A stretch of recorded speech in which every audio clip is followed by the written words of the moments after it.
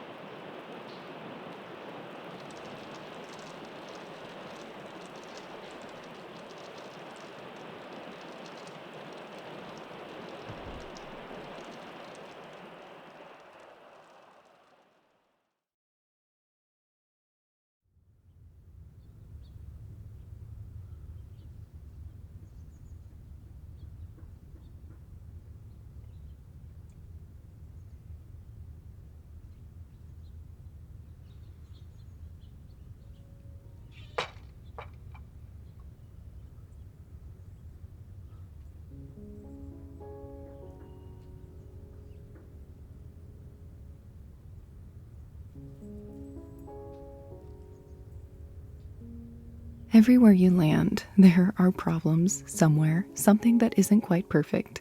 Over here, like in many places, we struggle with creating opportunities for affordable housing for young working people. They are desperately needed to work at our grocery stores and shops and keep businesses afloat, but they can't find anywhere to live. And even if they did, they can barely afford it working full time. This is a common issue in many communities, but particularly after lockdown, it hit home how much we need working-age people in communities to thrive, and yet houses and rentals are priced higher and higher.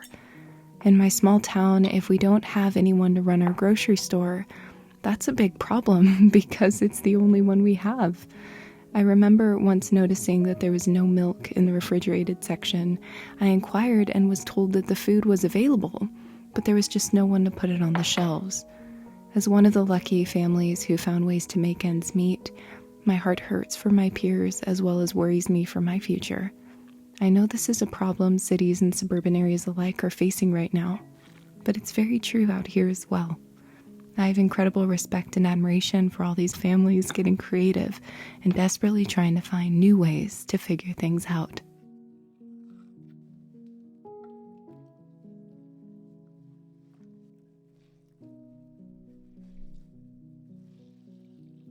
I read The Book of Hope by Jane Goodall recently, and she made a very important point. When we look outside to everything wrong, we're overwhelmed. But when we look to our families, friends, and local community, there we see opportunities to help, even if it's in a small way.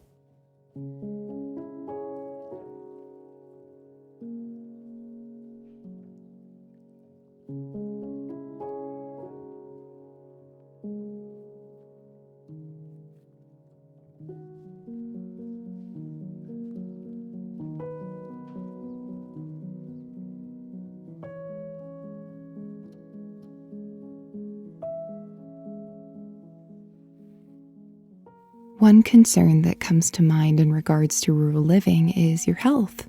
My recent emergency room visit brought to light the fact that if you need more help than what a clinic can offer, you may have to drive to a hospital anywhere from 1 to 2 hours away. That's a lot of time to wait. I know that sometimes people move away if they have substantial health concerns, so I am deeply grateful that I currently am quite healthy and able-bodied and don't have to worry about that. But I know, for example, if I have a child with health problems or face some myself in the future, it may not be sustainable to live out here. And for that reason, I'm grateful for each and every day I can walk the forest beside my home.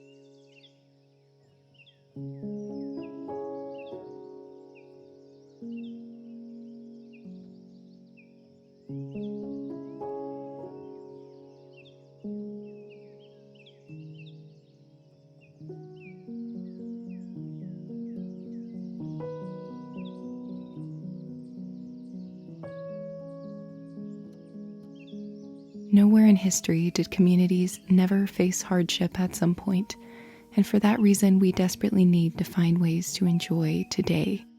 Because our lives keep throwing things at us, and when we feel overwhelmed is when we most need to nurture that deeper purpose and inner richness that reminds us that there is often some small way we can improve our daily experience despite challenges. My recent health concern made me strikingly aware of the fact that even if everything outside of me is great, I can still someday contract a disease, lose someone I love, and today needs to be lived.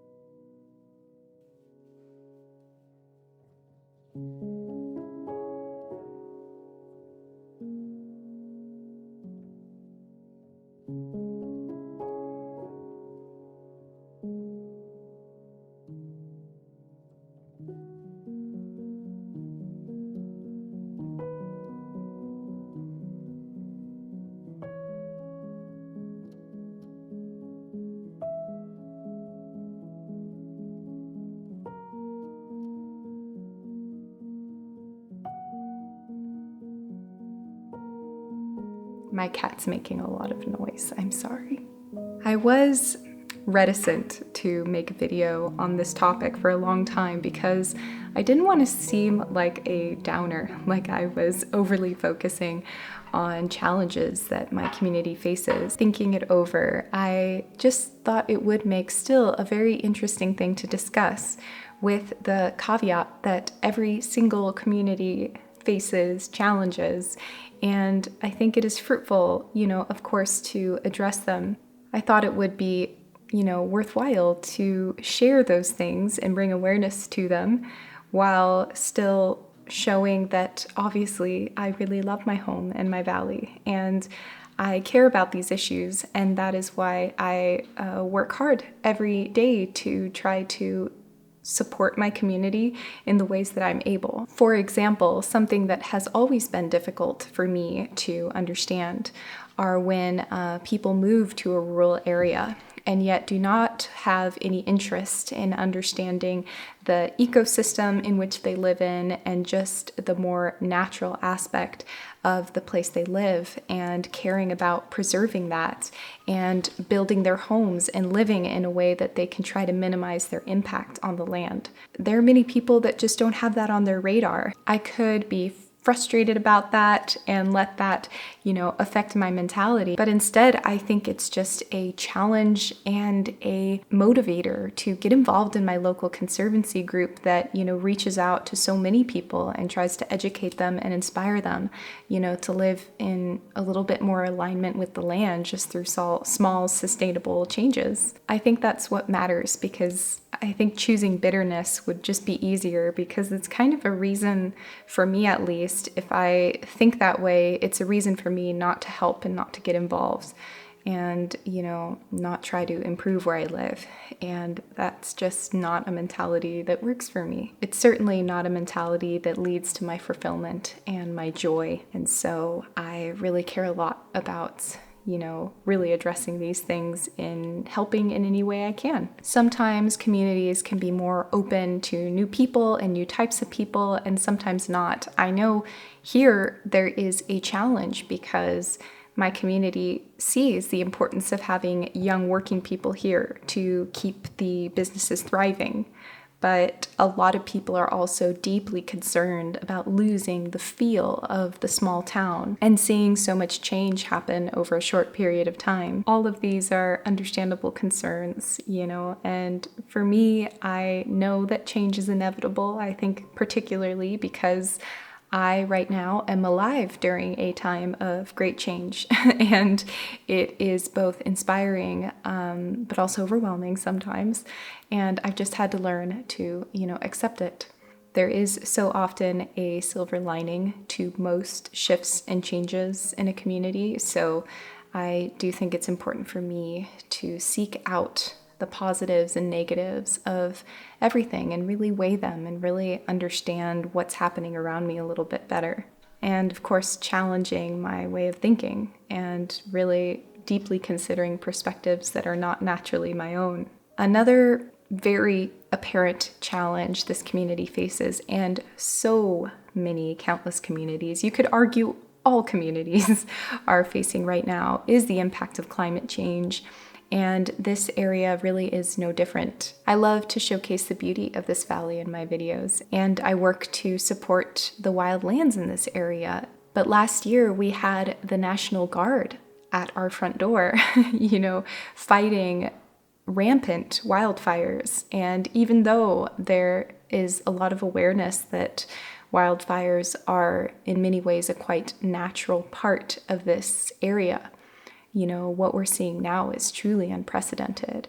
And when you see the destruction, when you live through that time and you see the impact it has on people and know this is not going to be the last time you feel that way, it can feel very daunting and very scary, especially as someone at the beginning of their life. While I don't plan to make videos very much in the future, obviously dwelling on these things, I think it is so important to just use it to inspire action.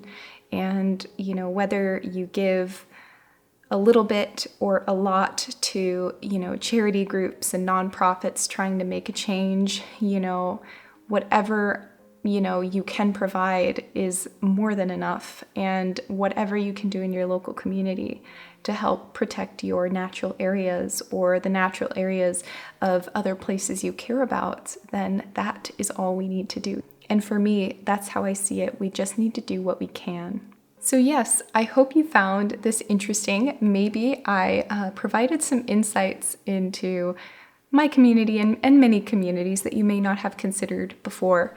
I think these are, obviously, I'm mentioning things that mean a lot to me as an individual. I am not a, expert on any of these topics. I see so many young people and young families with really small children out here, really getting innovative and figuring out how to just make things work. And it's so inspiring and so incredible. And I, want every young person, young child to feel that way, that they can create that change. Anyway, I'm sending you all my love, and I will see you very soon.